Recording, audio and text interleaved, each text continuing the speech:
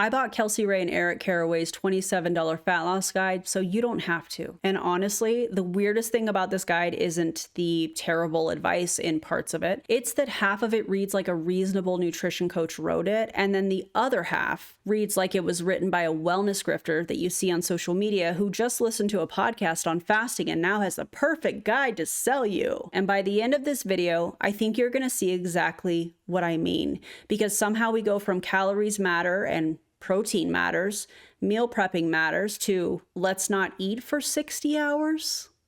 Huh? And somewhere along the way, within the 60 hours, apparently we're going to be resetting our metabolism. Let's talk about it, shall we? Ava, roll the intro.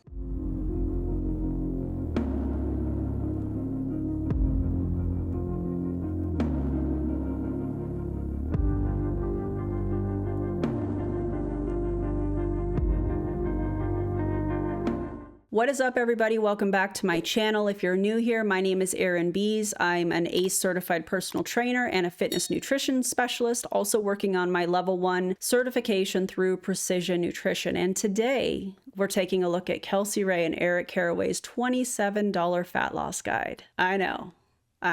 Now, this isn't one of those videos where I'm going to tell you everything in here is wrong, because honestly, some of it, parts of it, dare I say, are pretty solid. But the more I read, the more I noticed something very strange. This guide feels like it's speaking two very different languages. On one side, we have the basics, calories, protein, meal prep, consistency. And on the other side, we have things like push phases and support phases, prolonged fasting, and metabolic resets. So today, we're going to go section by section to see where the guide aligns with actual scientific evidence, where it starts making bigger claims that are not supported by scientific evidence, and why it feels like two different philosophies got combined into one document. And before anybody does ask, no, I'm not going to put the entire guide on the screen and read it page by page. And here's why. It has to be transformative to exist here on YouTube and to be covered with fair use. So what I am going to do is I'm going to show you the specific sections I'm discussing and add my commentary, because the goal here is analysis, not redistribution. So I hope that makes sense. And if it does, let's get into it. Let's start with the good stuff, because there actually is some good stuff in this guide, unfortunately. The very first thing that they establish is that fat loss comes down to a calorie deficit. Yeah, correct. If you consistently eat more than you burn, you'll generally gain weight. If you consistently eat less than you burn, you'll generally lose weight. That's how fat loss works in its most basic form. And honestly, if the guide had stopped here, we'd be off to a pretty decent start. Now, here's where I think the guide misses an opportunity, if you will, because telling somebody they need a calorie deficit is one thing. Telling them how to create a calorie deficit is another. Not everybody wants to track macros. Not everybody should be tracking. Not everybody wants to weigh food. Not everybody should be weighing food. Not everybody wants to spend their days on MyFitnessPal or whatever tracking app they are using, and not everybody should be. And this is the danger of these general guides that are a blanket statement or whatever for everybody. This can get dangerous, specifically if we're talking about somebody with eating disorders or a history of disordered eating. Probably stay away from tracking. Probably stay away from weighing in multiple capacities. I digress. One of the things that I learned through Precision Nutrition that I really like, and that you guys seem to really like when I mention it on my streams or on my videos, is something called the hand portion method. So you use your hand. The palm is your protein. A cupped hand are your carbs, your thumb is your fats, and your fists are your vegetables. And if you're a guy, you double that. That's it. Is it perfect? No. Is it as precise as tracking? No. But for a lot of people, especially beginners or people that have a history of disordered eating or eating disorders, it is a really practical way to build meals to make sure that you are getting what you need while not having to weigh everything and not having to track everything. You don't have to turn every meal into a math equation or be scared to eat because you're not sure if you're getting enough or if you're eating too much of one of the different areas. It's great for cooking at home. It's great for when you're eating out at restaurants. It's really easy to visualize to make sure that you're getting what you need. And speaking of protein, that's actually the next thing that the guide gets mostly right. This section is titled Protein is King. And again, pretty reasonable. Protein does help with satiety. It helps preserve lean mass during a calorie deficit. Protein is one of the most evidence-backed tools that we have for fat loss. And I actually agree with the overall message here. However, I do think the upper end of their recommendation starts getting a little aggressive. They recommend up to 1.5 grams of protein per pound of someone's goal body weight, and using that with their own example, that comes out to be around 253 grams of protein per day. Could somebody eat that much? Sure. Do most people need that much? Probably not. But overall, we're still speaking nutrition coaching type language. Calories, protein, consistency, meal prep. It makes sense, aside from the upper end of the protein recommendation that I don't necessarily agree with. Then we get into the section called Carbs Aren't the Enemy. And again, I agree with them on that. Carbs can support training performance. They can help with recovery. Carbs aren't inherently fattening, and honestly, it's refreshing to see that included in this. I know. However, at this point, as I was reading the guide, I was thinking, okay, so this is actually a lot more reasonable than I expected. I really thought it would be just unhinged throughout, but for the most part, up to this section, it was pretty reasonable. But then things start to change. And I don't mean the advice necessarily, I mean the language that's being used. The guide starts sounding like a different person is writing it, quite literally, or at least, the very least, a completely different philosophy starts showing up. And it was so very loud to me when I initially started going through this guide. And this is where I think things started to get quite interesting, because now in the guide, they start talking about menstrual cycle syncing, and it got an eyebrow raise from me. It got a side eye from me. This document was allegedly written by Eric, although he also mentions Kelsey Rhae with no credentials. I digress. A guy that has never experienced one menstrual cramp or bled through an outfit or had to deal with any of the symptoms of having a menstrual cycle, but is now going to tell us how to sync our nutrition with our cycle. What? The guide starts to divide things into different phases, a push phase, a support phase, and according to the guide, the follicular phase is when women should push harder, fast longer, increase calorie deficits, potentially utilize prolonged fasting. Then during the luteal phase, shorter fasting windows, less aggressive deficits, more support. Now, before anybody misunderstands me, people absolutely experience physiological changes throughout their menstrual cycle, and it's different for everybody. That part is not controversial. Some people do experience changes in hunger. Some people do experience changes in energy. Some people do experience changes in performance. The issue isn't acknowledging that part of it. The issue is the certainty being presented by this guide that this is the answer, written by Eric Carraway. Current research does not support the idea that women universally need different training strategies based on cycle phases. And I think that's important to point out, because there's a huge difference between this may be helpful for some people and this is the answer for everybody, which is how it's being presented in this guide.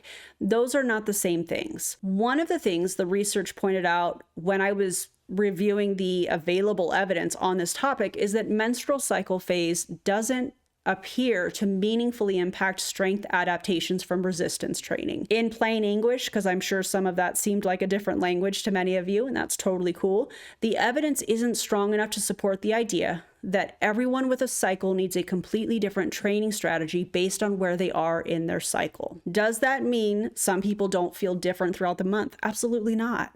Many do, but feeling different and needing a completely different nutrition and fasting protocol are two very different claims. Another thing I found interesting while researching this topic is that cycle syncing itself is still a relatively new concept in the evidence-based world. Do I think we need more women's studies on, our physiology amongst many other things? Absolutely, but that's a topic for another day. A more recent review looking specifically at cycle syncing concluded that the scientific evidence supporting its effectiveness remains inconclusive. And honestly, that's probably the most important takeaway, I think, for this part, looking at their guide. Not that cycle syncing is impossible, not that it's completely useless, but that the evidence simply isn't strong enough to present it as a universal roadmap for everyone. And that's where I think this guide starts sounding more certain than what the science actually is showing us. At this point, this is where I started to notice what I believe to be the biggest issue in this PDF document. The guide already told us what drives fat loss, a calorie deficit that was established early on in this PDF. So why are we now spending so much time talking about fasting? Because fasting itself doesn't create fat loss. A calorie deficit creates fat loss. And fasting is simply one method people use sometimes to help create a calorie deficit. And I think that that's important to point out. You don't lose weight because you're fasting. You lose weight because fasting helped you to eat less. And that puts you into a calorie deficit. Then we have the mentioning of 24 to 60-hour fasts, where things, in my opinion, really started to escalate. And I think this is where Eric chose violence. Now, we know that these two like to rage bait their audience, and I'm just wondering if this part of the guide is rage bait, because I just feel like he chose violence for this section. The guide recommends 24-hour fasting windows, 48-hour fasting windows, and eventually 60 hours of fasting. And I also find it so interesting, considering Prove It used to sell kits that they would sell to support the fasting, of 24 hours, 60 hours. Thank God those are no longer available through that company. But I did want to mention that here. Maybe it's just me, but let me know in the comments if you guys think that that part is interesting to you as well. These suggestions are for, allegedly, moms over 30, according to their PDF, and the claims that we see from Eric and Kelsey Rhae online. So we went from meal prep and recipes to not eating for 2.5 days. That escalated so quickly. I'm worried about the readers of this, if they even have any other buyers of this guide, getting whiplash from the absolute contradictions. And here's where I got a little confused. Because just a few pages ago, protein was king. Protein was critically important, and it is. Protein helps preserve muscle, and it does. Protein helps manage hunger, and it does. Protein was a major pillar of this entire guide, at least up to this point. And now the advanced strategy is not consuming any protein for 2.5 days? Do you see why this felt to me like two different conversations or two different philosophies? One section is talking about the importance of protein, preserving muscle, all the things that I've already mentioned. And then the next section says, don't eat for 2.5 days. It's bizarre. It makes no sense. And it's contradicting itself in this very same document. And before anybody accuses me of being anti-fasting, let me just be honest. Am I a fan of it? No. However, I will say if someone likes intermittent fasting and it helps them maintain a calorie deficit, that's fantastic. Do your thing. I would much rather teach my clients how to put themselves into a calorie deficit and eat consistently throughout the day than have windows of fasting. That's a personal preference thing. The issue for me is when fasting starts being presented as the end-all be-all of weight loss, especially when we are talking about prolonged fasting without being under the supervision of medical professionals. Because when researchers compared various fasting approaches to traditional calorie restriction, the results weren't nearly as exciting as social media and Eric probably would want you to believe. Researchers concluded that it's still unclear whether fasting is actually more effective than traditional calorie restriction. And that's important to mention here, because if fasting works because it helps you eat fewer calories, that's one thing. But it's very different from claiming that fasting itself possesses some unique, magical fat loss solution. The evidence simply doesn't support that conclusion. And then we arrive at my favorite phrase in this entire guide. And if you're new here, that is me absolutely being sarcastic with every cell within my body. Metabolic reset. I know. The guide suggests prolonged fasting can create deeper metabolic resets. Cool. Eric, define that. Tell us more, please. do go on about metabolic reset. What specifically is being reset? Your blood glucose, your insulin sensitivity, your metabolic rate, body fat? Because the guide never actually addresses this specifically, and that's the problem. The phrase sounds scientific to some people, and maybe to others it sounds even impressive, but if we can't clearly define it and measure it, then what exactly are we even talking about? One of the concerns researchers in this study have identified during prolonged fasting is that weight loss doesn't exclusively come from fat tissue. Lean mass can also be lost, and that's important because preserving muscle is usually one of the primary goals during a fat loss phase. So when I see somebody recommending a 48 or 60-hour fast, my immediate question is, how much fat are we losing here? How much muscle are we risking losing alongside the fat, right? You guys get it. And I'm sure some of you are thinking, well, why does any of this matter? Why am I spending 20 minutes talking about a $27 guide that I purchased with some help? Shout out to that person. You know who you are. In my opinion, a couple of grifters. And I'm so glad that you asked that, because people unfortunately assume that all nutrition advice is equally supported by evidence, and it's not. Some recommendations have decades of research behind them. Others are hypotheses. Others are marketing trends that we see all over social media. And if you're charging people money for information, I think it's fair to ask which category each recommendation falls into. And for consumers, it can be really difficult to tell the difference between evidence-based nutrition and wellness marketing when they're packaged together in the same guide. I mean, it's hard enough to decipher from what we are all seeing on social media, the buzzwords, the wellness scripts, the fear-mongering around food. Eat this, but don't eat that. Eat within this window. It's confusing for a lot of people, and that's why I keep coming back to this same conclusion as I was going through this guide. The most surprising thing about this guide isn't what's wrong with it. Bear with me here. It's often how it contradicts itself. The strongest part of this guide are calories, protein, meal prep, consistency, whole foods, all things that you can find online for free. The farther the guide moves away from those concepts, the farther it moves into wellness grifting type, pseudoscience type language. I feel like I said type a lot there. That's okay. We're going to roll with it. Push phases, support phases, prolonged fasting, metabolic resets, and that's where the evidence becomes, I'm going to say, non-existent. So if you're taking anything away from this guide being discussed here on my channel today, I would focus on the basics, because ironically, the most useful advice in this entire guide is also the least flashy, the most boring, yet the most readily available for free online if your goal is to lose weight. Calories, protein, consistency, managing all of that, learning how to use the hand method to make sure that you're getting what you need. And that's probably not the answer people want, but it is the one the evidence keeps coming back to.